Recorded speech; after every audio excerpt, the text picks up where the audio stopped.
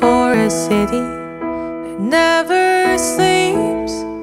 You're pretty quiet now. You know this city will break you down, then build you back up in its image. Or at least that's what a homeless man in a tutu told me once on St. Mark's Avenue. He then started skipping away while operatically singing just the word fart. He was like, fart, fart, fart, and he was actually pretty good. Never thought I'd say it, but I miss the dance crews and mariachi bands on the subway.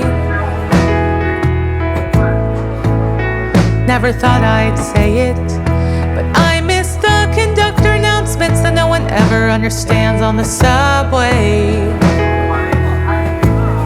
Yeah, I miss those subway moments, like I once saw two beat poets enter into the same subway car but from like opposite sides, and it was very clear that they were rivals and they shouldn't be on the same subway car. And then they had a rap battle on the subway. Unplanned beat poet rap battle on the subway. True story. And I still think about that rat that ran directly into my foot and then looked at me like, fuck you, I'm walking here. Where did that rat have to go? Well, I guess we'll never know, but I hope it was Paris and he's a very successful chef at this point. What I'm trying to say in my roundabout way is I miss you, New York. I miss you, New York. Oh, I miss you, New York. I miss you, New York.